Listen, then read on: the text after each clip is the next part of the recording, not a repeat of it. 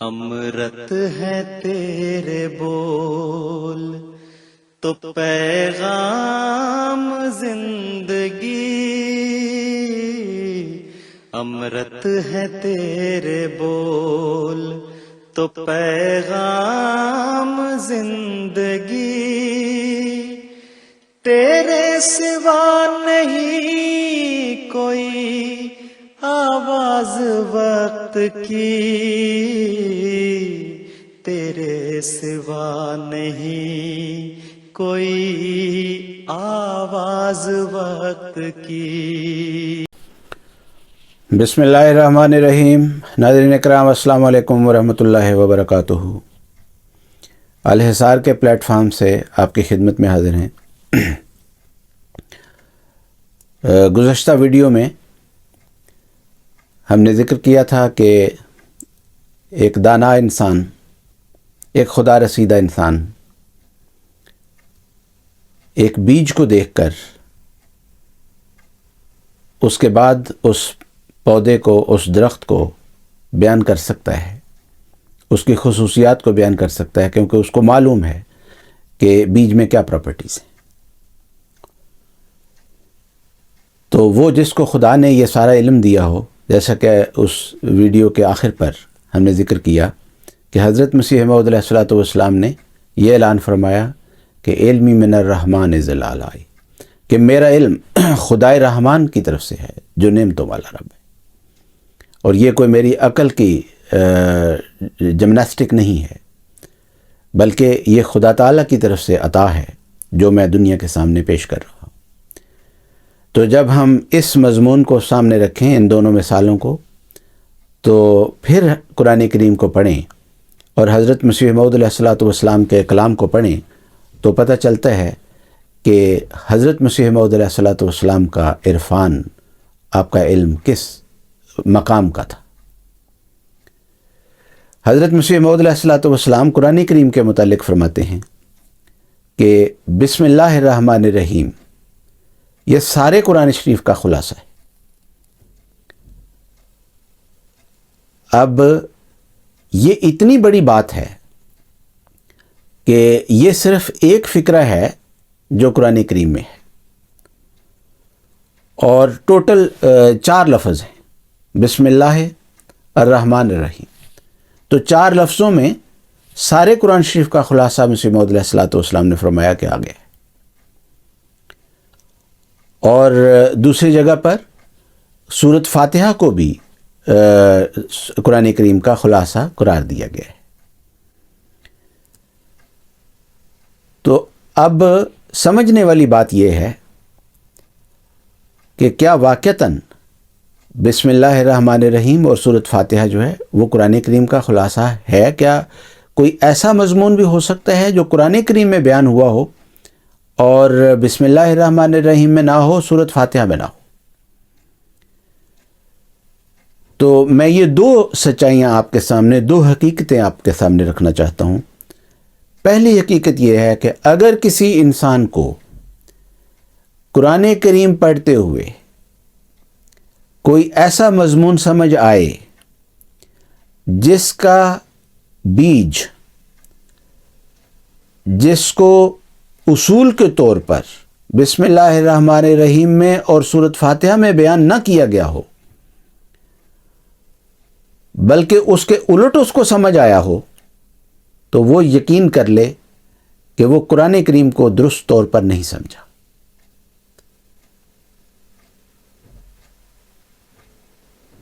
اسی طرح وہ شخص جو قرآن کریم کے مضامین کو سمجھنا چاہتا ہے، اگر وہ بسم اللہ الرحمن الرحیم کے مضمون کو سمجھ گیا ہے اور سورۃ فاتحہ کے مضمون کو سمجھ گیا ہے، تو سارے قرآن کو اس پر بار بار ریفر بیک کر کے دیکھ لے، تو اس کو سارا قرآن کریم سمجھ آ جائے گا کہ سارے قرآن کریم میں مضمون کیا بیان ہوا ہے۔ جن لوگوں نے اس اصول کو سامنے نہیں رکھا، انہوں نے بڑی غلطیاں کھائی۔ اس لیے حضرت مسیح موعود علیہ الصلوۃ والسلام کا یہ فرمانا کہ بسم اللہ الرحمن الرحیم سارے قرآن کریم کا خلاصہ ہے اور سورۃ فاتحہ سارے قرآن کریم کا خلاصہ ہے، یہ ایک بہت ہی عظیم الشان راز ہے جو آپ علیہ السلام نے ہمارے سامنے رکھا ہے۔ حضرت مسیح موعود علیہ الصلوۃ والسلام نے اور آپ کے خلفاء نے اسی مضمون کو اس طور پر بھی بیان فرمایا ہے کہ اسلام کے لفظ میں اسلام کی تمام تعلیمات کا خلاصہ جو ہے وہ موجود ہے، اور آن حضرت صلی اللہ علیہ وسلم کی تمام پاک روش جو ہے، ان کی آپ کی سنت جو ہے وہ اسی لفظ کی تفسیر اور تشریح ہے اور اسی کا عملی نمونہ ہے۔ تو اگر کسی انسان نے قرآن کریم میں اسلام کو اس طور پر سمجھا ہے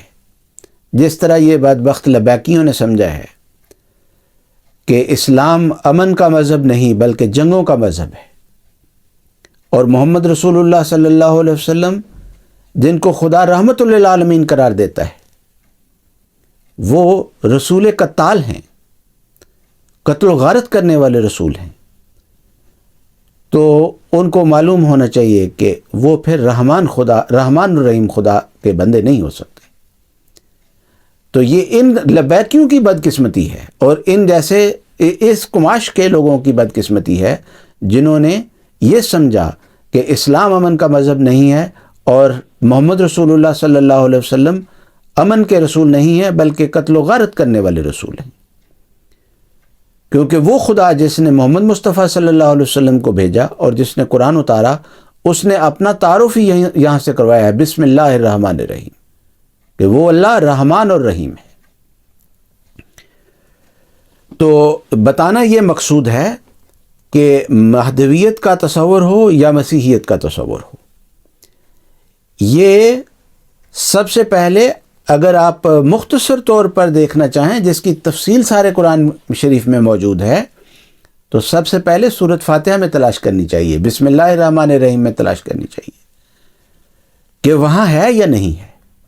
تو جس کو وہاں یہ نظر نہیں آتی، بسم اللہ الرحمن الرحیم میں مہدویت نظر نہیں آتی، مسیحیت نظر نہیں آتی یا سورۃ فاتحہ میں نظر نہیں آتی، ان کو باقی قرآن شریف میں بھی نظر نہیں آ سکتی۔ یہ ایک قطعی بات ہے۔ دوسری سچائی اور دوسری حقیقت جو میں آج اس پروگرام میں آپ کے سامنے رکھنا چاہتا ہوں وہ یہ ہے کہ اللہ تعالیٰ نے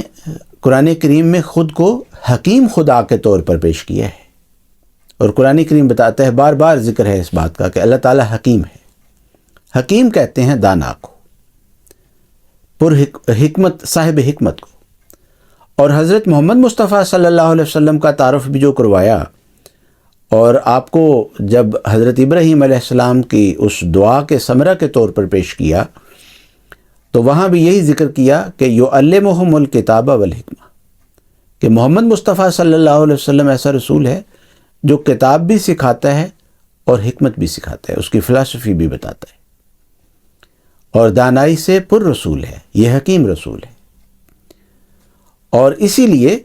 اس رسول کے متعلق پھر قرآن کریم نے اس طور پر بھی گواہی دی کہ ما ینطق عن الہویٰ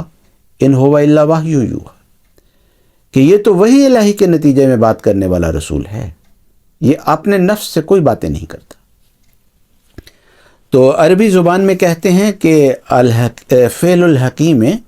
لا یخلو عن الحکمہ، کہ ایک حکیم ہستی جو ہے اس کا کوئی فعل بھی وہ حکمت سے خالی نہیں ہوتا، دانائی سے خالی نہیں ہوتا۔ تو میں آپ کے سامنے یہ سچائی رکھنا چاہتا ہوں کہ اللہ تعالیٰ نے قرآن کریم میں جو انذار کیے ہیں وہ انذار جو ہیں، جو ڈرایا ہے بعض نقصانات سے، وہ اس لیے ڈرایا ہے کہ بعض بدقسمت انسانوں نے، بعض قوموں نے، بعض افراد نے وہ نقصان اٹھانا ہی اٹھانا تھا، لیکن اللہ تعالیٰ نے اپنی طرف سے ان پر حجت تمام کر دی، اور محمد رسول اللہ صلی اللہ علیہ وسلم کے ذریعے سے حجت تمام کر دی، کہ ڈرا دیا اور ایک نذیر کو بھیج دیا۔ اسی لیے مسیح موعود علیہ الصلوۃ والسلام نے بھی اس زمانے میں جب اعلان فرمایا کہ میں مسیح موعود ہوں، میں امام مہدی ہوں، تو وہاں یہ بھی الہاماً ذکر فرمایا کہ دنیا میں ایک نذیر آیا. تو وہ جو ڈرانے والا ہے وہ ڈرانے والا اس لیے آتا ہے کہ تاکہ ہوشیار کر دے، تاکہ خدا پر کوئی الزام نہ آئے کہ ہمیں تو کوئی انسان جو اس نقصان کو اٹھاتا ہے اس کے پاس یہ عذر نہ ہو، یہ بہانہ نہ ہو کہ ہمیں تو کسی نے وارن نہیں کیا تھا، ہمیں تو کسی نے بتایا نہیں تھا کہ یہ نقصان کی جگہ ہے. تو اللہ تعالیٰ اس لیے وارن کر دیتا ہے. دوسرا یہ کہ اللہ تعالیٰ جب وارن کرتا ہے تو اس کا مطلب یہ بھی ہوتا ہے کہ اللہ تعالیٰ اس نقصان سے بچانے پر قادر بھی ہے اور نقصان سے بچانے کا ارادہ بھی رکھتا ہے. اور اسی کے بالمقابل اللہ تعالیٰ جب انسانوں کو کوئی دعا سکھاتا ہے تو اس میں بھی یہی راز ہوتا ہے کہ جس نعمت کو مانگنے کے لیے دعا سکھائی گئی ہے اللہ تعالیٰ اس نعمت کو عطا کرنے پر بھی قادر ہے اور عطا کرنے کا ارادہ بھی رکھتا ہے. کیونکہ اگر ایسا ممکن ہو اور ایسا سوچا جائے کہ اللہ تعالیٰ نے انسانوں کو دعا تو سکھا دی کہ یہ نعمت میرے سے مانگو، لیکن